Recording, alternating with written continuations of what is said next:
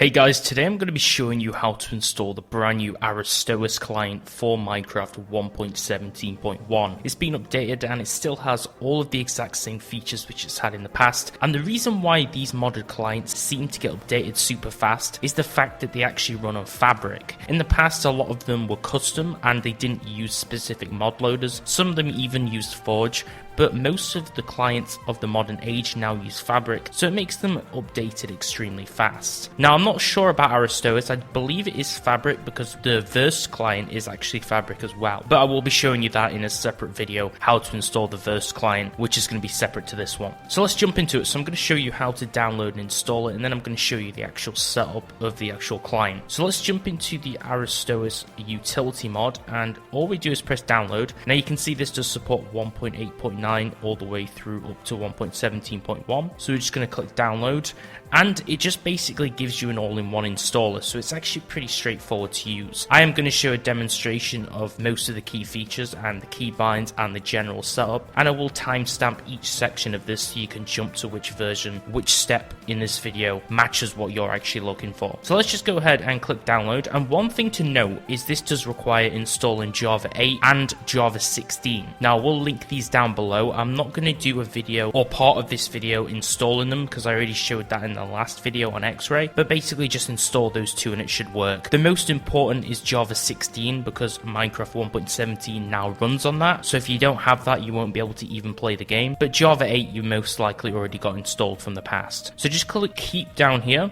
and then go into our downloads folder, and ARISTOIS free is here. We can double click it or right click and press open with Java, and this should open it if you have any problems when you double click it. And we have the legacy installer, so we're just going to go through and press continue and select which version you want. Now the good thing about ARISTOIS is, like I said before, it does support all the way back to 1.8.9 all the way forward to the modern age on 1.17.1. This is pretty cool because basically it goes all the way from the beta all the way up to the modern version of the game. So select which one concerns you. This video is for 1.17.1, but you can install an older version if you so choose, or if you like an older version of the game a lot better. So we can also select which launcher to use, which is really cool because I get a lot of comments down below asking me, can I install X-Ray on T launcher? Can I install this on multi-MC? Can I install this on a random launcher? Well, you'll be happy to know that ARISTOIS supports two launchers, so you can actually install it on multi-MC if you have that, or the vanilla one, which we're going to choose, which is the normal Minecraft launcher, which you should have already if you've been playing the game. So we're going to install this, and then it says you're all set, start Minecraft, and select the release 1.17.1 ARISTOIS. So this is the profile which it installs into the launcher. You can also install another version if you want to run different versions. Just press launch, it will close the installer and open up the Minecraft launcher, and it should now have selected a new installation profile called ARISTOIS 1.17.1, which is what we're looking for, and just simply press play.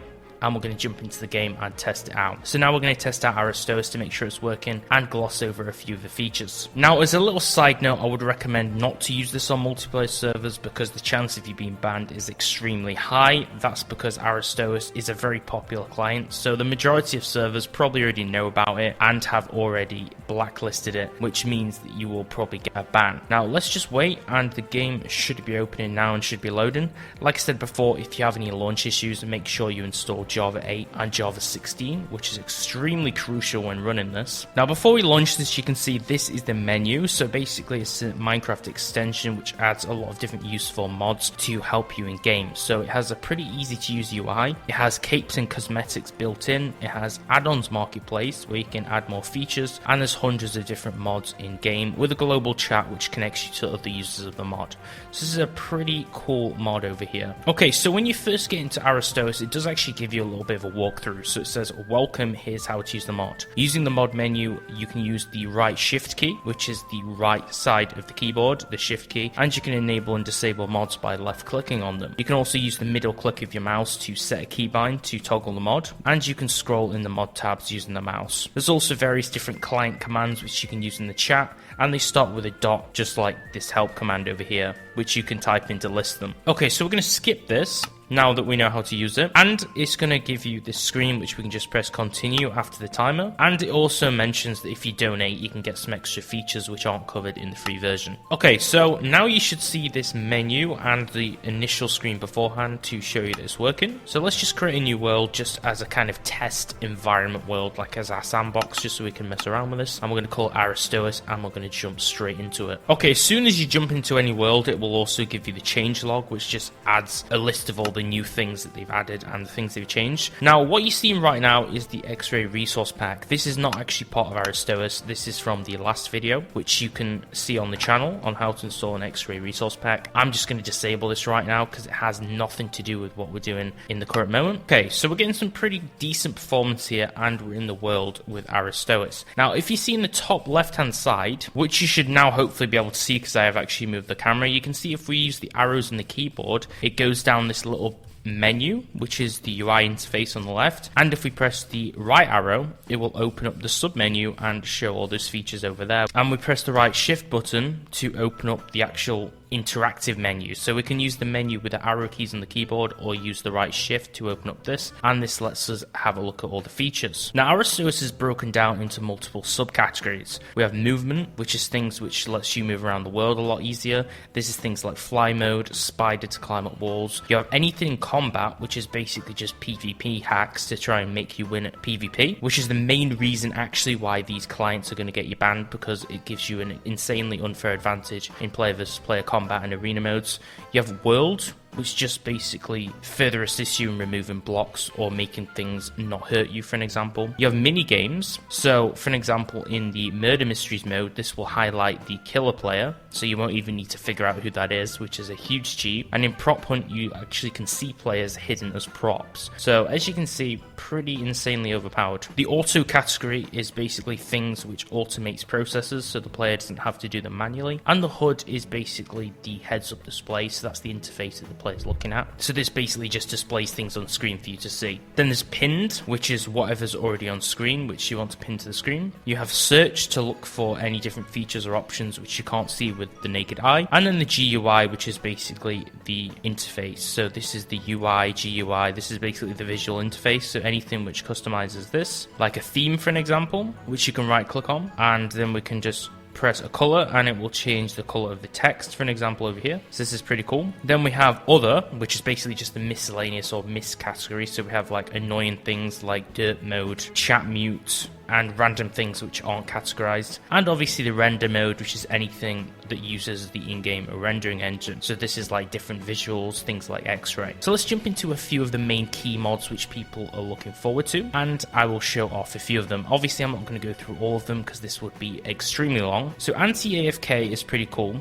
So as you can see, this moves you randomly and it basically jumps you to different locations. In single player, for an example, it's going to teleport me or pivot around a few different points on the viewing axis. So basically this prevents any plugins from kicking us if we're away from the keyboard, which is pretty nice. B-hop mode makes you jump with an increased speed. Obviously if we right click on this, we can obviously change the speed and turn it up, for an example. And basically you just hold forwards and it will bunny hop automatically. So this is pretty crazy, and you can see in the top right, those texts over there are basically the mods which are active. So this is insanely crazy, and this is pretty cool. But most servers will usually kick you if you're past a certain speed threshold. So if you're running extremely fast and it's a little bit suspect, they will usually kick or ban you. So this won't tend to work on servers, but it's extremely fun to use on single player. So we have Elytra flight. So if you use an Elytra, it will give you unlimited flight without any dips or delays. Fast bridge, fast ladders. One thing I like is fish mode. So let's go ahead and find some more some water. And as you can see, fish mode adds no underwater gravity. So you can see when I'm standing still in a static place, I won't sink. So I literally just hover and just move around just like a fish, which is pretty crazy. And obviously if we turn this off, now I will actually start sinking underground when I'm in the water, and gravity is going to pull me down. Alternatively, we also have the Jesus mode. So this is another water one. So Jesus literally just lets us walk on water, basically like some kind of demigod or something, which is extremely fun. Now this does actually tend to work on some servers, but a lot of servers it does actually cause a bit of lag, and if you try and use Jesus mode, it'll reset your position. Then we have jetpack. So basically, we just hold space mode, and as long as we're holding space, we will consistently go up, and obviously when we let go, we go down, and we move extremely fast, okay? So this is another one which will probably not fly on a server, especially if servers check for fly mode. You will probably get kicked, but it's a pretty fun mod nonetheless. Now, no fall doesn't work with the leeches, for an example, but basically this is probably one of the best, okay? So probably to test this, let me see, okay. So if we go in survival mode, let's turn off no fall and sprint and jump, and we lose some hearts by jumping down at this height, okay? So let's turn it on, and we'll do exactly the same jump, and we take 0 damage. So this is another one which prevents damage from fall damage. Now, Spider's my personal favourite, and you can actually change the speed of this just like other things, but basically this lets you go up vertically up a set of blocks and climb just like a spider would. So if I just destroy some of these leaves over here that are blocking the way, you can see I can now directly climb up the leaves, just like a spider could. Now obviously if you want to make it more realistic, I wouldn't really recommend changing it higher than 0.2, because that's the default. And if you leave it on 0.2, you crawl up very slowly, just like a spider. Water jump is also another fun one. Most of the reason why you would install something like ARISTOIS is obviously it's just a fun client and it's super fun. If you're on a server with a friend, you can kind of mess about. And obviously, if you're on a multiplayer server, it's best not to use this because you can cause some serious damage. But if you're on like a closed private server with a friend or single player, it can really make crazy fun on that server. So this next one basically means that when you walk on water, you jump up and down like a trampoline. So this is actually pretty fun too, and this is called water jump. Okay, so combat. A lot of people will want to have a look at the PvP features, so I'm just going to make this really quick because I don't want to show off everything.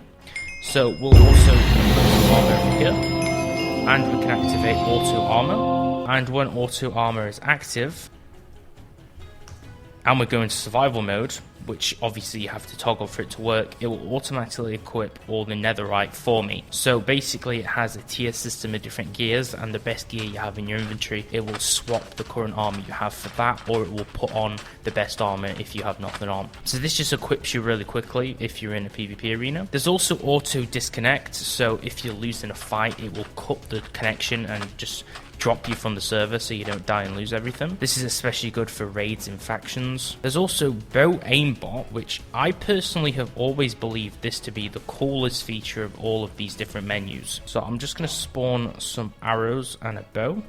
And if we right click, it will basically lock on to the nearest entity in the vicinity, okay?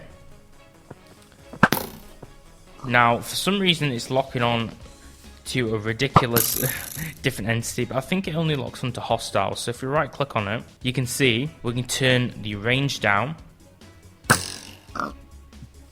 and you can see it's basically locking onto different enemies based on the range. Now there are better bow aimbots in different clients. I think the ARISTOIS one is a little bit annoying just because of the configuration to it, but if you turn the range down and much lower than the default, it will make it work a lot better. As you can see, it doesn't tend to lock on if you have a very low range. So if we come close to this cow, it will lock on.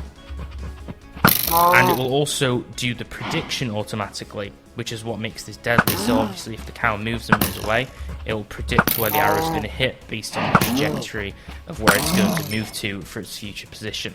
So this is pretty cool. This is also a huge cheat if you're doing PvP, because arrows do basically knock back players and cause a lot of damage, so it would be pretty deadly. Then you have kill aura.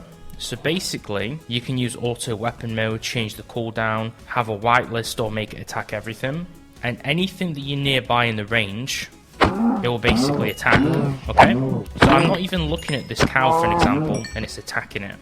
This is how overpowered this thing is. This is another thing which is really deadly in PvP, and why a lot of servers have anti-cheat, because you could literally just take multiple enemies at once in an arena and win. Reach is also pretty cool because it increases the reach that you can hit players. And regenerates your health faster as long as you have full hunger. Now Triggerbot's pretty cool. So if we enable Triggerbot, basically what this does is, you may have seen in some FPS games this cheat Triggerbot where basically if your crosshair goes over an enemy, it will automatically attack for you. So if my crosshair goes over the sheep, it'll attack the sheep. If the crosshair is in limbo, it won't do anything. But as soon as it goes over the sheep, it automatically left clicks and does the attack for me with a full crit. So that's a basic explanation of some of the key combat components, and obviously criticals is really overpowered because it gives you more crit hits. Nuker. Okay, let's just take a look at Nuker. Okay, Self-explanatory. Extremely overpowered. Within like 3 seconds we've basically mined much faster than what Aquarian Buildcraft could do in like 10 minutes. So Nuka is basically a griefing tool which destroys everything and cuts out ground space. Good luck trying to get this to work on a server, because by this time most servers know how to prevent against this and they will ban you automatically as soon as you try and use it. So that's one of my favourite world plugins and one of the most popular. Then we also have a few different auto commands over here. So auto fish is my coolest idea of an auto command, okay? So all you need for this is literally a fishing rod, and you may have seen the message. We put a fishing rod in our inventory, right click throughout the bait and hook, and it says auto fish engaged, and basically you just wait here, and as soon as it will bob and it will catch something, the auto fish mode will do it all for you. As you can see, as soon as something came up, it right clicked instantly at the perfect time and caught us a fish in our inventory, which is a raw salmon. So this is how that works, and it even detects when your hook goes out of the water and it says disengaged. So it's pretty clever and pretty smart. Next we're going to go on to the other command. Okay, so this is pretty cool. I like to turn on IRC mute in this other category because IRC is basically a name for the chat in the client where you see all people messaging. I find that really annoying, so I always choose to mute that. Now skin blink is pretty cool. This is a pretty cool feature. Now some of these obviously only work server side, but you can see it basically toggles all the layers of your skin. So like my arms and my head part of my skin are like disappearing and reappearing. This is a pretty cool like prank thing. There's also storage peek. So this shows the contents of any different chest without actually going inside it. So if we put down a chest and I dump everything inside it over here, look how cool this is, okay? It literally shows a little HUD interface showing every single item which is contained in it without us actually going inside. So this is especially good for faction servers because you can see all of the factions loot inside the chest and figure out if it's actually worth raiding and if there's anything decent in there. Then there's also a few different things like block ESP, which draws a line around certain blocks. So we could search and we could click grass block and press the tick next to it and go back, and this will cause performance issues because every block around me is a grass block, but you get the idea. This is how to actually have ESP. Now I am going to disable that because it's going to cause some extreme hitches, but basically any block that you toggle you can actually draw ESP around it, which is a red box. Then you have Entity ESP. So what this does is it will draw a white glowing line around all of the entities. So that basically means mobs, and I think it also means dropped items too. Okay, no, it doesn't mean drop items, it just means mobs. So any mobs like fish, skeletons underground, squids, things like that, they will also have the glow effect around them permanently, so you can see exactly where they are. So this is pretty cool to find things like Enderman, which are impossible to find when you're trying to farm pearls. There's also Fulbright mode, as you can see, which we've toggled. Now, what I like to do is I like to right click, press keybind and press F for this, and then I can toggle on with F. And F is probably the best keybind for Fulbright, and you can see at night time it completely illuminates the place, so we don't need to have any kind of lighting or special brightness settings on to actually see, or torches. I personally like to have this permanently on if it's nighttime. Then there is actually a custom ESP for items. So like I said before, with the Entity ESP, there is actually one specifically for items. So if I drop items, it will do the same thing for items. And if we right click, you can actually change the outline color and make it custom. So we could change it to yellow for an example, and it will make the outline yellow. You can also completely remove the weather. And what I like is the storage ESP.